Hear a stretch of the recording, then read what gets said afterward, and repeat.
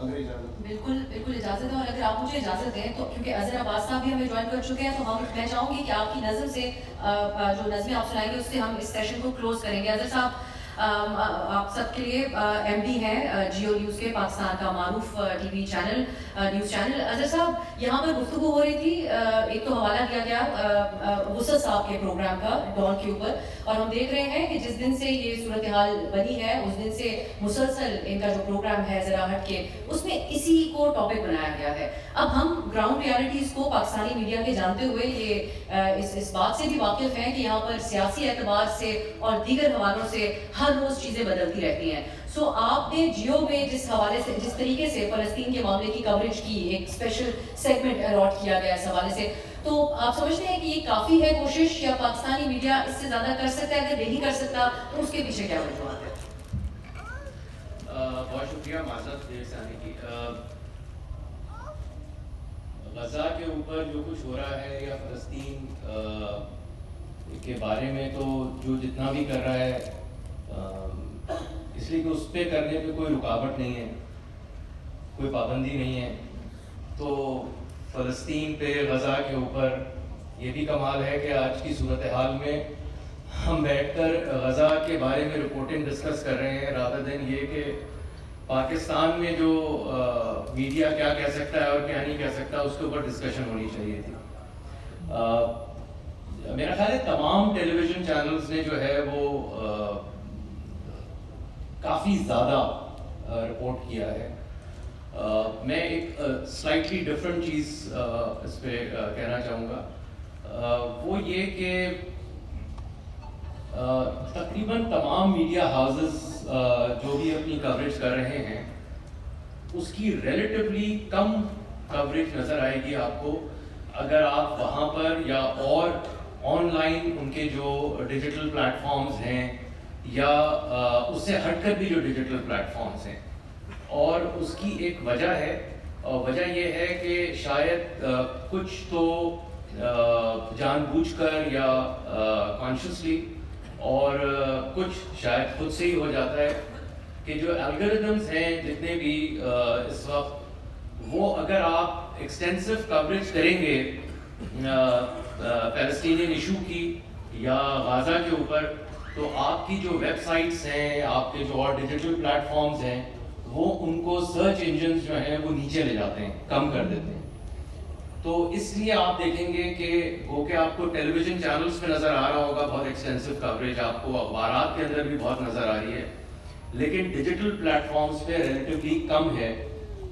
کچھ لوگ شاید جان بوجھ کر اس کو نیچے رکھتے ہیں تاکہ ان کی ویب سائٹس یا ان کے جو ڈیجیٹل پلیٹ فارمز ہیں وہ کہیں گوگل یا اور دوسرے سرچ انجنز جو ہیں اس کو نیچے نہ کر دیں، اور کچھ جو ہے وہ خود سے ہو جاتے ہیں.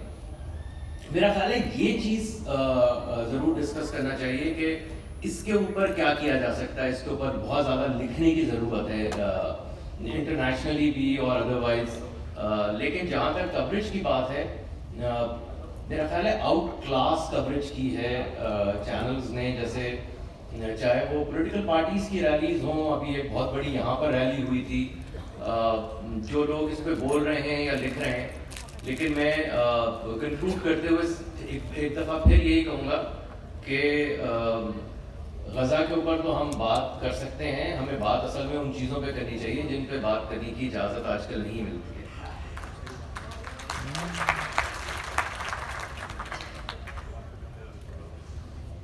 عارف صاحب، اظہر صاحب نے بات کی سینسرشپ، ہمارے یہاں سینسرشپ کے حوالے سے شکوے ہی کیے جاتے ہیں، اور اس قسم کی جو ہم اس سے پہلے بھی کانفرنسز میں شریک ہو، اسی طرح انڈائریکٹلی بات کی جاتی ہے پاکستان میں صحافت کے جو حالات ہیں. لیکن اب میں یہ آپ سے جاننا چاہوں گی، بین الاقوامی جو ادارے ہیں ان کا ایک بڑا رول ہوتا تھا پاکستان جیسے جو ڈیولپنگ ممالک ہیں ان کے اندر جو انسانی حقوق کی خلاف ورزیاں ہوتی ہیں، جو صحافیوں کے ساتھ معاملات پیش آتے ہیں، ان کی آواز اٹھانے کے لیے. آج بہت سے لوگ یہ بحث کرتے ہیں کہ جو ہم نے چہرہ دیکھ لیا بین الاقوامی میڈیا کا، اس کے بعد کیا حیثیت رہ جائے گی اگر یہ اس قسم کے ممالک کے لیے کوئی آواز اٹھائیں گے؟ آپ بھی سمجھتے ہیں کہ اب ایک یہ ادمیہ اس کے بعد ایک مزید ہوگا؟ یہ ایک بڑی ریلیٹیو بات ہے کہ ہم موازنہ کرتے ہیں پاکستان کی صورتحال کا اور یورپی یا امریکی صورتحال کا، اور اس موازنے میں ہم دیکھتے ہیں کہ وہاں پہ بہرحال ہماری نسبت بہت زیادہ آزادی ہے بات کرنے کی، اور اس طرح کی بلیٹنٹ قسم کی پابندیاں تو کہیں بھی نہیں ہیں کہ ایک ٹیلی فون کے اوپر حکم دے دیا جاتا ہے کہ یہ چیز اڑا دو اور یہ چیز لگا دو۔ دوسری بات جو اس سلسلے میں بہت اہم ہے، یہ جو غیر جانبداری کی مت ہے اس کو توڑنے کی ضرورت ہے۔ غیر جانبداری کیا ہوتی ہے؟ میں نے صحافت کا آغاز روزنامہ آزاد سے کیا تھا، اور آزاد کے پہلے شمارے میں پہلے دن فرسٹ پیج کے ایڈیٹوریل کا عنوان تھا ہم جانبدار ہیں، اور اس میں لکھا تھا کہ ہم مظلوم کے ساتھ کھڑے ہیں، ہم ظالم کے خلاف ہیں، اور اگر یہ جانبداری ہے تو ہمیں فخر ہے اس جانبداری پہ۔ تو یہ جو کہا جاتا ہے کہ جی غیر جانبدار رہ کے تجزیہ کریں، غیر جانبدار رہ کے تبصرہ کریں، یہ ایک انتہائی مبہم بات ہے۔ آپ غیر جانبداری کس چیز کو کہتے ہیں؟ ایک ظالم اگر ظلم کیا جا رہا ہے اور ایک مظلوم جو وہ ظلم سہتا جا رہا ہے، تو ان دونوں کو آپ برابر کس طرح ٹریٹ کر سکتے ہیں؟ تو میرے خیال میں اس غیر جانبداری کی مت کو توڑنے کی شدید ضرورت ہے، اور یہ جو لکھاری ہیں اور صحافی ہیں یہی یہ کام کر سکتے ہیں۔ شکریہ۔ غازی صاحب، آپ اس بات سے اتفاق کرتے ہیں یا آپ سمجھتے ہیں کہ جو سیاسی معاملات ہیں، ہمارے ملک کی جو زمینی حقائق ہیں اور جس قسم کی صحافت ہمارے ہاں ہوتی ہے کہ لوگ ٹی وی چینل لگاتے ہیں یہ دیکھنے کے لیے کہ فلاں سائٹ کی کوریج یہاں پر ہو رہی ہوگی اور دوسری جماعت کی کوریج وہاں پر ہو رہی ہوگی، تو آپ سمجھتے ہیں کہ ہمارے ہاں بھی جس کی سیارف صاحب نے بات کی یہ چیز اپلائی ہو سکتی ہے کہ جہاں انسانی حقوق کی بات ہو، انسانی المیہ اس قسم کی صورتحال کریٹ ہو، وہاں پر جانبداری جو ہے وہ ضروری ہوتی ہے، یا اوور آل آپ سمجھتے ہیں کہ اپلائی ہوگا؟ جو عارف وقار صاحب نے بات کی ہے جانبداری کی، وہ اس طرح سے تو سمجھ میں آتی ہے کہ آپ کی کوئی ویلیوز ہوتی ہیں اور آپ ان ویلیوز کو ڈیفینڈ کرتے ہیں۔ ہاں، میں آپ کو دیکھ کے بات کرتا ہوں۔ تو جانبداری جو ہے وہ سینس میں تو سمجھ میں آتی ہے، لیکن ایک آبجیکٹیوٹی کا ایک اور مطلب ہوتا یہ ہے کہ you have a right to your opinions but you don't have the right to have your own facts. Opinions ہوتی ہیں، اور جو میڈیا ہاؤسز ہوتے ہیں، اخبار ہوتے ہیں، ٹیلی ویژن چینلز ہوتے ہیں، ان کے بارے میں یہ بھی سب کو پتہ ہوتا ہے کہ یہ کدھر جھکتے ہیں یا ان کی آئیڈیالوجی کیا ہے۔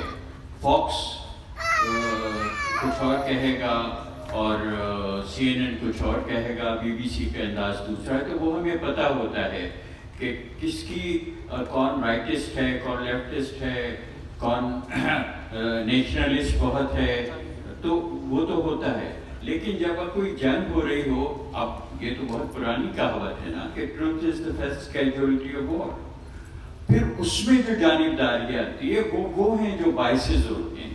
اور اس سلسلے میں یہ ہے کہ غزہ میں جو کچھ ہوا بہت ہی ایکسٹریم ایک طرح کے آپریشن تھا، غزہ کا تھا، اور جس طرح سے غزہ کے لوگوں نے سفر کیا، جتنے بچے جو تھے وہ اور خواتین جو ہیں وہ ماری گئی، وہ تو ہے، لیکن غزہ کے بارے میں پوری دنیا میں ایک ایموشنل انوالومنٹ بھی ہے۔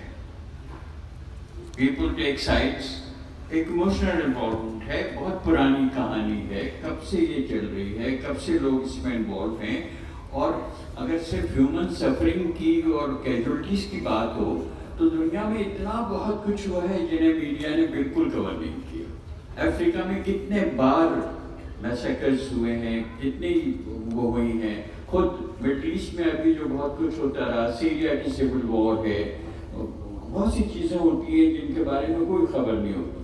تو ٹھیک ہے کہ غزہ کی جو کہانی ہے اس کے اور پہلو بھی ہیں، ایک تاریخ کو بدلنے کا مسئلہ ہے، اور جو میں نے کہا تھا کہ پیراڈائم شفٹ کی جو میں بات کرنا چاہ رہا تھا وہ یہ ہے کہ کسی بھی ملک میں کوئی اوپینین بن جاتی ہے۔ امریکہ میں اوپینین اسرائیل کے حق میں ہے، ان کی اسٹیبلشمنٹ کی، ان کی حکومت کی، ان کی جو مین اسٹریم پارٹیز ہیں ان کی۔ اس کو بدلنے کے لیے یہ ضروری ہے کہ لوگ جو ہیں وہ ان حقائق کو دیکھیں کہ جو اب واضح ہو رہے ہیں۔ غزہ میں. میں نے جو کہا تھا کہ مجھے لگ رہا ہے کہ یہ پیراڈائم شفٹ ہو رہا ہے، اس کے کئی اشارے ہیں، کئی خبریں ہیں، کئی چیزیں ہیں. خود نیو یارک ٹائمز میں جو کالم چھپتے رہے ہیں، نیکولس کرسٹوف نے جس طرح کور کیا ہے اسے، اس کا اثر جو امریکہ کی سول سوسائٹی میں ہوا ہے اس کے بھی بہت سے اشارے ہیں. ابھی چند دن پہلے ان کے نیشنل بک ایوارڈز کی تقسیم ہوئی اور اس میں جو رائٹرز تھے انہوں نے مل کر ایک بیان دیا، اور یہ بہت ہی نئی بات تھی بالکل، کہ ہم جو ہیں سیز فائر چاہتے ہیں، ہم کسی کی طرف نہیں ہیں، لیکن یہ غزہ میں ظلم ہو رہا ہے. اور بہت ایسی خبریں ہیں. نیو یارک ٹائمز کی جو پوئٹری ایڈیٹر تھی اس نے ریزائن کیا اور ایک اپنا بیان دیا اور یہ کہا کہ یہ ہم کیا دیکھ رہے ہیں اور کیوں نہیں بدل رہا ہے. کیمپسز پہ وہاں جو کچھ ہو رہا ہے تو وہ چیزیں ہو رہی ہیں. لیکن ایک اور بات اگر میں اور کہوں کہ یہاں جو گفتگو ہوئی ہے اس میں ایک تاثر یہ ابھرتا ہے کہ اسے میڈیا کا کام ہے کہ حکومتوں کی پالیسیاں بدلیں، پریشر ڈالنے کی بات ہوئی، لیس پریشر بھی یوز ہوتا ہے. I don't know if this is media's job. Media کا جاب ہے جو کچھ ہو رہا ہے اس کو کور کرے، جو لوگ سوچ رہے ہیں ان کی معلوم کرے کہ کیا ہو رہا ہے. پبلک اوپینین چینج کرنا جو ہے وہ اس طرح سے تو ممکن ہے کہ جو حقائق ہیں ان کا ادراک ان کو زیادہ ہو، لیکن پبلک اوپینین یہ چینج کرنا کہ وہ کس طرف سوچیں، ان کی آئیڈیالوجی کیا ہو، یہ میرے خیال میں میڈیا کا کام نہیں. مظہر صاحب، ہم نے بی بی سی سے شاید میں بہت آبسیسڈ یہاں پر ساؤنڈ کر رہی ہوں، لیکن ہم نے بہت سے مواقعوں پر پاکستان میں بی بی سی جیسے اداروں کی پروفیشنلزم کی مثالیں دی ہیں. اب چند دن پہلے ہم نے دیکھا کہ جو فلسطینی قیدی اسرائیل سے رہا ہو کے آئے، ان میں خاتون بھی تھیں، انہوں نے جو گفتگو کی بی بی سی جیسے ادارے کے اوپر، جو وہ بات کر رہی تھی اس سے انٹائرلی ڈفرینٹ اس کا ترجمہ دکھایا جا رہا تھا، اور انسان یقین کرنے کو تیار نہیں ہو سکتا کہ وہاں پر عربی کا ترجمہ کرنے والا کوئی موجود نہیں تھا. تو میں آپ سے یہ جاننا چاہوں گی کہ اتنے بڑے سطح کے اوپر جب میڈیا اپنی کریڈیبلٹی لوز کرتا ہے اور صحافی اپنی کریڈیبلٹی لوز کرتا ہے، یہ کیا تمام صحافت کا نقصان ہے؟ دنیا بھر میں جتنے صحافی ہیں کیا یہ ان سب کے لیے ایک نقصان دہ بات ہے؟ دیکھیے، ابھی جو اس سے پہلے غازی صاحب بھی گفتگو کر رہے تھے، انہیں کی بات کو آگے بڑھاتے ہوئے اور ہمارے سینئرز سے تھوڑی سی معذرت کے ساتھ تھوڑا سا اختلاف کرتے ہوئے، اگر میں غیر جانبدار نہیں ہوں تو میں صحافی نہیں ہوں. میرا تو کام ہی یہ ہوتا ہے. کسی ایشو کے اوپر پوزیشن لینا ایک بات ہوتی ہے، اس پوزیشن کو آبجیکٹیولی لوگوں تک پہنچانا میری ذمہ داری ہوتی ہے، کیونکہ ورنہ تو پھر یہی ہوگا جس طرح آج ہمارے یہاں میڈیا ایک پولرائز ہے، تو پھر آپ پولرائزیشن کو سپورٹ کریں کہ یہ ایک چینل ایک پوزیشن لیے ہوئے، دوسرا چینل دوسری پوزیشن لیے ہوئے، تو ٹھیک ہے. پھر اگر یہی چیز ہے نہیں، جب میں کلیم کرتا ہوں کہ میں ایک انڈیپینڈنٹ میڈیا ہوں تو میرا ویو بھی انڈیپینڈنٹ ہونا چاہیے. میں کسی کے کہنے پر تبصرہ نہ کروں. ہاں مجھے پتا ہے فلسطین اور اسرائیل پہ میری پوزیشن کیا ہونی چاہیے، لیکن میرا کام ہے کہ میں لوگوں کو حقائق بتاؤں. اگر میں جانبدار ہو جاؤں گا تو میں لوگوں کو شاید سارے حقائق نہ بتا پاؤں. جو ابھی آپ نے بی بی سی کی مثال دی، بی بی سی کی سب سے بڑی کریڈیبلٹی کیا تھی اور کیا رہی ہے کہ ہمارے یہاں تو جب یہ ٹیلی ویژن نہیں تھے تو ہمارے یہاں تو سوائے 8 بجے سیرگین سننے کے اور کوئی کام نہیں ہوتا تھا، اس لیے کہ لوگ اس پر بلیو کرتے تھے کہ نہیں بی بی سی صحیح بول رہا ہے. کیونکہ آپ کیا نہیں تھا، آپ کیا سینسرشپ تھی، آپ کیا پابندی تھی. لیکن بی بی سی میں ڈکلائن آیا ہے، اور وسعت مجھ سے بہتر جانتے ہیں. ایڈیٹوریل ڈکلائن آیا ہے، اوور آل جرنلسٹک ڈکلائن آیا ہے، ہمارے یہاں نظر آ رہا ہے. اور ایک ریس اگینسٹ ٹائم میں ڈیجیٹل میڈیا کی کمپٹیشن میں یا ڈیجیٹل میڈیا کے ایرا میں میرا خیال ہے وہ ریفلیکشن ہمیں پورے الیکٹرانک میڈیا میں نظر آ رہی ہے، پورے میڈیا میں نظر آ رہی ہے کہ اس دوڑ میں شاید ہم آبجیکٹیوٹی کو بھی کمپرومائز کر رہے ہیں، ہم حقائق کو بھی کمپرومائز کر رہے ہیں. جو بحث سوشل میڈیا پہ چلتی ہے کو اٹھا کے ہم مین اسٹریم میڈیا کا حصہ بنا دیتے ہیں تو اس کی کریڈیبلٹی بن جاتی ہے. ورنہ آج بھی بہت سے لوگوں کی پاکستان میں ہم کہہ سکتے ہیں بہت سے لوگوں کی غلط فہمیاں دور ہوئی کہ وہ سمجھے کہ ان کی لاکھوں ویورشپ ہے تو ان کے سپورٹر بھی لاکھوں ہوں گے. لیکن انہیں بہت جلدی اندازہ ہو گیا کہ لاکھوں کی ویورشپ کا مطلب یہ نہیں ہوتا کہ وہ لاکھوں لوگ آپ کو پسند ہی کر رہے ہیں. کسی پروگرام کو ویو کرنا اور کسی پروگرام کو لائک کرنے میں فرق ہوتا ہے.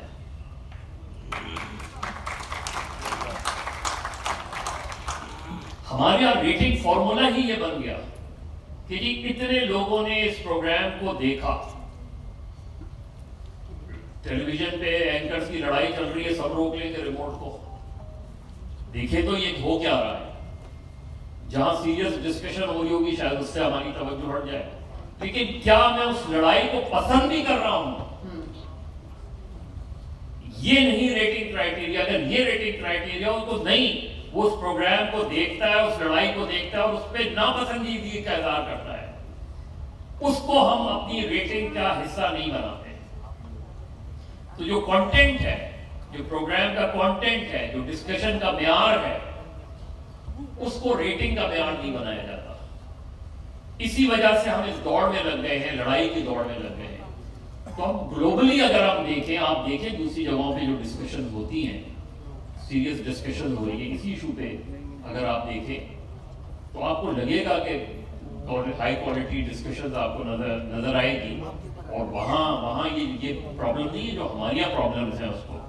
لیکن ہمیں نظر آتا ہے جیسے بی بی سی کا ہے, تو بی بی سی کا یہاں بھی اوور آل بھی اگر ہم دیکھیں تو بی بی سی کا ایک ڈکلائن نظر آتا ہے, سی این این کا ڈکلائن ہمیں نظر آتا ہے, اوور آل مین اسٹریم میڈیا کا ایک ڈکلائن نظر آ رہا ہے, کیونکہ ہم ڈیجیٹل میڈیا کی ریس میں چلے گئے ہیں اور ڈیجیٹل میڈیا کی ریس میں فیک نیوز جو ہے وہ فیکٹس پر حاوی آ گئی ہے. اور پھر جو سوشل میڈیا پلیٹ فارمز کو آپریٹ کر رہے ہیں وہ شیڈو بیننگ اکاؤنٹس کو شیڈو بین کرنے کا جو ایک سلسلہ جاری ہے, اس سے پاکستان میں بہت سے لوگ اپنے سوشل میڈیا اکاؤنٹس کے ذریعے بزنسز اور کچھ کام بھی کرتے ہیں, ان کو بھی اس کا بہت نقصان ہوا. اگر انہوں نے فلسطین کے لیے آواز اٹھائی, اگر ٹائم ملا اس پہ ہم ضرور آگے بات کریں گے. اظہر صاحب, اگر جو جانبداری کے حوالے سے بات ہو رہی تھی, اگر اس پہ کچھ ایک شارٹ سا کامنٹ آپ بھی کریں, جو بل صاحب نے بھی بات کی, صحافی جانبدار ہو سکتا ہے؟ صحافی انسان ہوتا ہے تو جانبدار ہو سکتا ہے. میرا خیال ہے بہت دو مختلف باتیں میرے بڑے سینئر ہیں, میرے پہلے ایڈیٹر بھی غازی صاحب نے جو بات کی ہے ڈیو رسپیکٹ, یہ ممکن نہیں ہے کہ رپورٹنگ میں اور اوپینین میں جو ہے وہ ایک ہی طریقے سے جو ہے وہ لیا جائے. یہ ممکن ہی نہیں ہے کہ کوئی بہت ہی آئیڈیل قسم کی ویسٹ منسٹر ڈیموکریسی اگر ہو, وہ بھی شاید آئیڈیل نہیں ہے, لیکن اگر ہو اور اس میں ہم بی بی سی کی ایک مثال دیں, بی بی سی آج آپ نے ایک مثال دی ہے, دسیوں مثالیں ایسی موجود ہیں, لیکن بائسز اگر ڈکلیئرڈ ہیں, لندن جیسے شہر میں یا انگلستان میں الیکشن ہوتا ہے تو اخبار ڈکلیئر کرتا ہے, گارڈین جیسا نیوز پیپر ڈکلیئر کرتا ہے کہ میرا یہ باعث ہے, میں اس پارٹی کو سپورٹ کر رہا ہوں. ٹائمز آف لنڈن ڈکلیئر کرتا ہے کہ میں اس پارٹی کو سپورٹ کر رہا ہوں. دیٹ ڈزنٹ مین کہ ان کی کوریج جو ہے وہ دوسری پارٹی کی نہیں ہوگی, وہ ڈکلیئر کرتے ہیں. بائسز اگر ڈکلیئرڈ بائسز ہیں تو لوگوں کو پتہ ہے کہ یہ ان کو سپورٹ کرتے ہیں اور وہ اسی حساب سے اس کو دیکھیں گے. سو ڈکلیئرڈ بائسز ہونا میں کوئی برائی نہیں ہے. ساتھ میں یہ کہ جو غیر جانبداری کی بات ہے, بڑی بہت آئیڈیلسٹک سی بات ہے. جس ملک میں ایک فون اٹھا کر, جیسے بھی انہوں نے کہا, خبریں روک دی جائیں, صحافیوں کو اٹھا لیا جائے, ایک ٹکر چلنے پہ چینل بند ہو جائے, ایک سال تک جو ہے وہ اینکرز کا کسی کے بارے میں کوئی بات کرنے کے اوپر, جس کا نام آج میں بھی لینا جو ہے اپنے آپ کو سینسر کر رہا ہوں بولتے ہوئے, وہاں پر کون سی غیر جانبداری کی بات کر رہے ہیں؟ میں جانبدار ہوں, میں ڈیموکریسی کی طرف جانبداری ہے میری. میں سمجھتا ہوں کہ اس ملک میں ڈیموکریسی ہونی چاہیے. یہاں بہت سارے ایسے لوگ ہوں گے, اس ملک کے اندر ایک پورا نیریٹو بلڈ کیا گیا ایک ہائبرڈ رجیم کا کچھ اور کہہ کر آج جو ہے وہ کیئر ٹیکر سیٹ اپ کے اوپر جو ہے وہ ہے کہ جی 3 مہینے سے بھی آگے چلے گئے, ابھی کچھ پتہ نہیں ہے. فواد صاحب بھی یہاں بیٹھے ہوئے ہیں کہ اگلے 2 مہینے ہی رہیں گے یا اگلے 6-8 مہینے رہیں گے. تو وہاں پر جو ہے آپ کس کی بات کریں غیر جانبداری کی؟ میں جانبدار ہوں ڈیموکریسی کی طرف. میں سمجھتا ہوں کہ مارشل لا غلط ہے, میں سمجھتا ہوں کہ ملٹری کو جو ہے وہ نہیں آنا چاہیے پالیٹکس میں, نہ اکنامکس میں, نہ اور کسی چیز کے اندر. تو کیا میں جانبدار کو اس طرح سے ہوں تو ہوں, اور ایسا ہونا چاہیے. صحافت بہت آگے چلی گئی ہے, یہ آج سے کوئی 40 سال پہلے کی صحافت نہیں ہے. ٹیلی ویژن جو ہے وہ بہت آگے چلا گیا ہے, اور اس سے بھی آگے ڈیجیٹل میڈیا چلا گیا ہے. اوپینین ہونا کوئی بری بات نہیں ہے, اور ایز لانگ ایز آپ کو اوپینین اور آپ کے وائسز ڈکلیئرڈ. اس کو بات کو میں واپس, کیونکہ وقت بہت ہی آلموسٹ ختم ہو چکا ہے, لیکن میں مصطفیٰ صاحب فلسطین کی طرف لے کے آنا ہے, اور میں چاہوں گی کہ وہ نظم آپ ضرور شیئر کریں.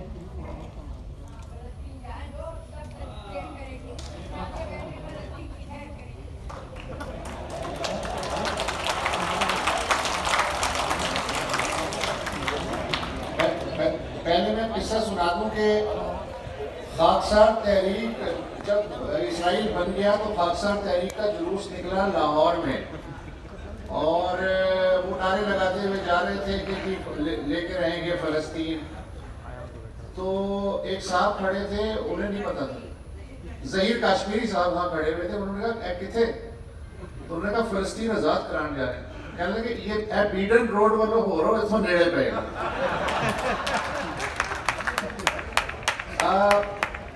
ڈاکٹر حنان اشراوی سابق وزیر خارجہ ہیں فلسطین اتھارٹی کی, ان کی ایک بہت ہی مختصر سی نظم ہے, اس کے بعد میں محمود درویش کی ایک نظم سنا دوں گا.